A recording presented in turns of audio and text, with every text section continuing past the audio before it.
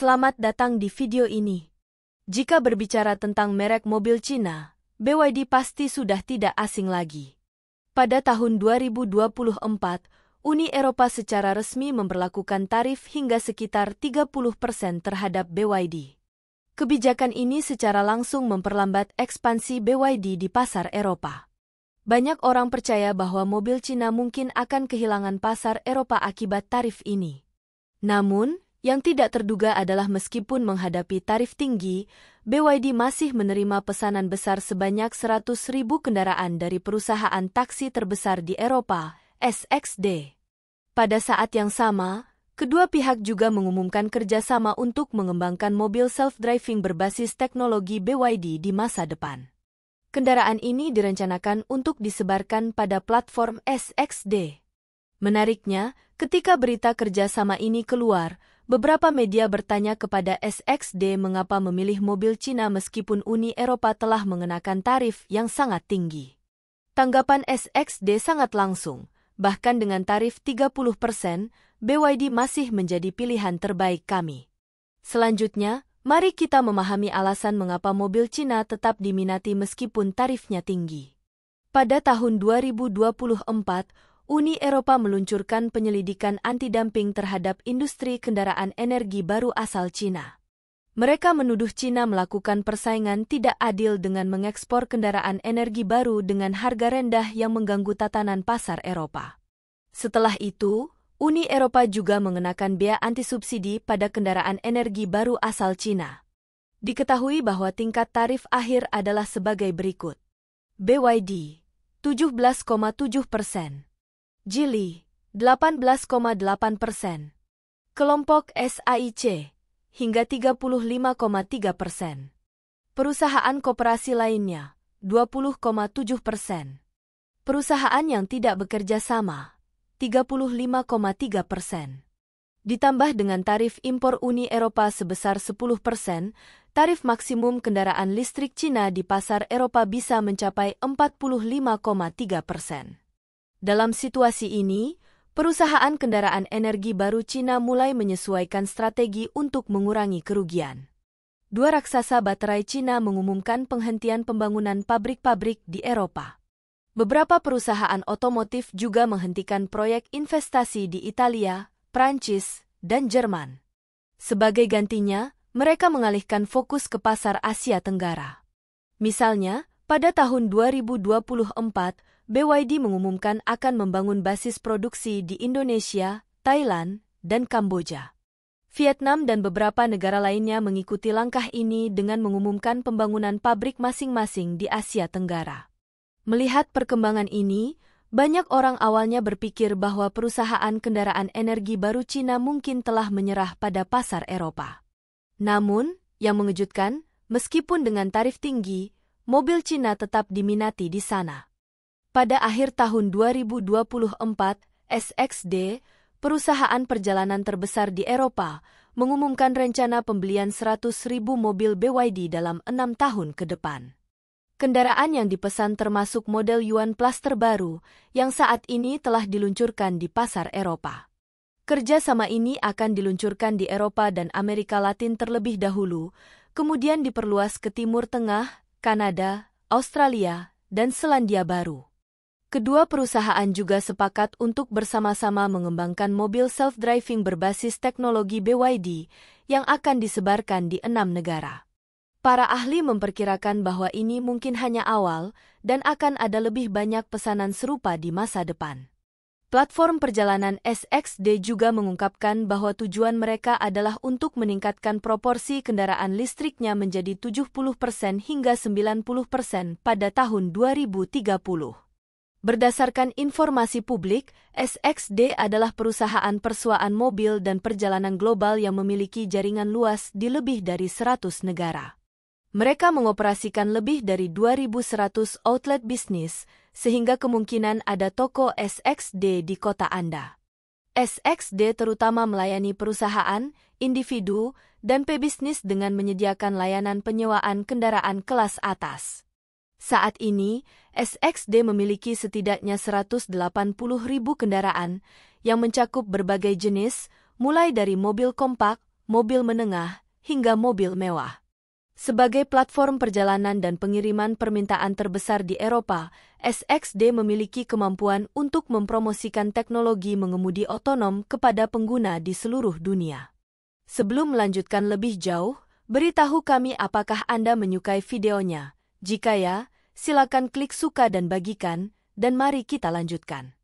Fokus SXD terhadap mengemudi otonom sebenarnya dimulai sejak tahun 2015, ketika mereka merekrut sekitar 40 personel R&D dan memperkenalkan ilmuwan dari Pusat Teknik Robotika Nasional Amerika Serikat.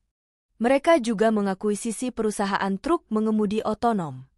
Namun, pada tahun 2018, proyek ini mengalami kemunduran besar ketika 6 kendaraan otonom SXD terlibat dalam kecelakaan fatal, termasuk insiden kendaraan otonom pertama di dunia yang menyebabkan korban jiwa.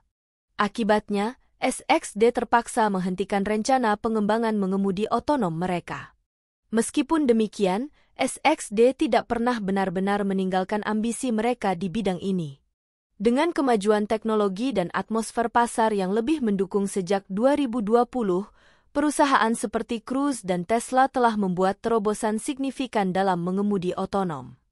Tesla bahkan mengumumkan rencana untuk meluncurkan armada taksi otonomnya sendiri.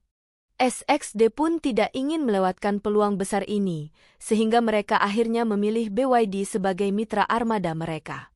Pada hari yang sama ketika BYD dan SXD menandatangani kontrak, Tesla mengeluarkan pernyataan yang mengkritik pendekatan teknis BYD, menyarankan mereka untuk segera mengubah rute teknisnya agar tidak menghadapi bahaya di masa depan. Pernyataan ini menunjukkan bahwa Tesla merasakan tekanan dan ancaman dari BYD. Beberapa media mempertanyakan apakah SXD tidak khawatir bahwa tarif Uni Eropa yang meningkat akan menyebabkan lonjakan biaya pengadaan. Namun, respons SXD sangat tegas. Bahkan dengan tarif 30%, BYD masih merupakan pilihan terbaik kami. Sebagai ilustrasi, sebelum tarif Uni Eropa diberlakukan, harga kendaraan listrik BYD diperkirakan sekitar $112.000. Setelah tarif baru diterapkan, harga naik menjadi sekitar $223.000. Meskipun demikian, harga BYD tetap lebih terjangkau dibandingkan dengan Tesla. Data menunjukkan bahwa harga awal model 3 entry-level Tesla biasanya di atas $330.000, memberikan BYD keunggulan kompetitif yang jelas.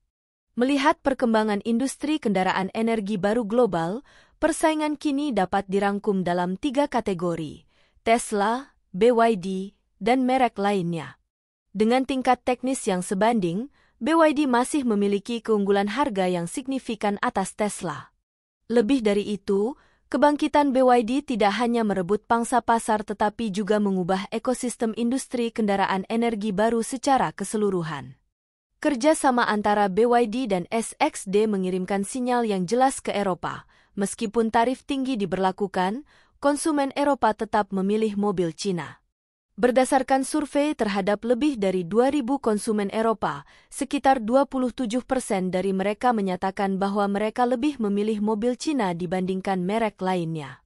Menurut survei, 33% orang Eropa menyatakan bahwa mereka dapat membayangkan membeli mobil dari Cina. Sebaliknya, 33% lainnya dengan tegas menyatakan tidak akan mempertimbangkannya, sementara 25% memiliki pandangan yang sangat negatif terhadap mobil buatan Cina.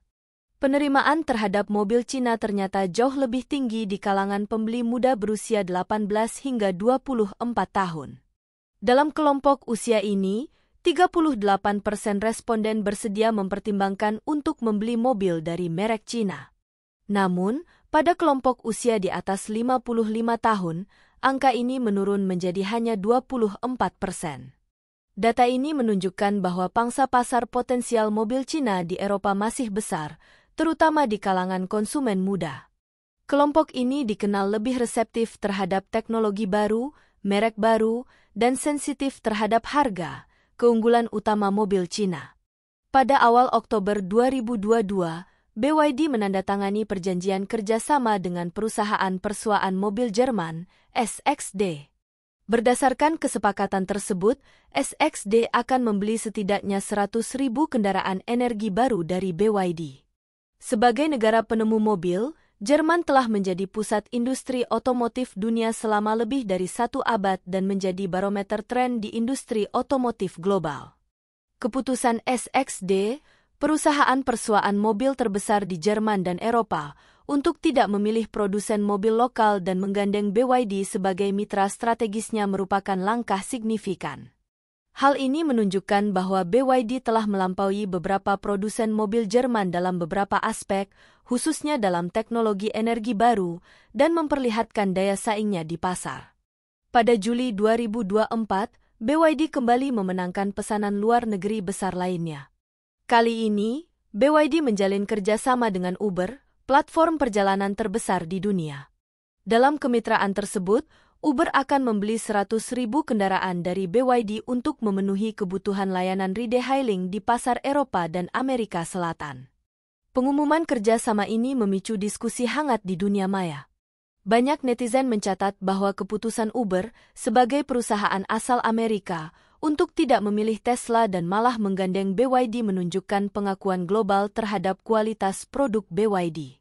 Keputusan ini juga mengindikasikan bahwa merek mobil Cina mulai mendapatkan tempat yang kokoh di pasar internasional.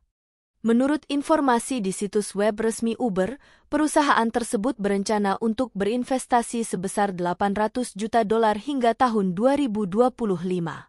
Investasi ini bertujuan untuk membantu ratusan ribu pengemudi layanan ride-hailing beralih ke kendaraan listrik.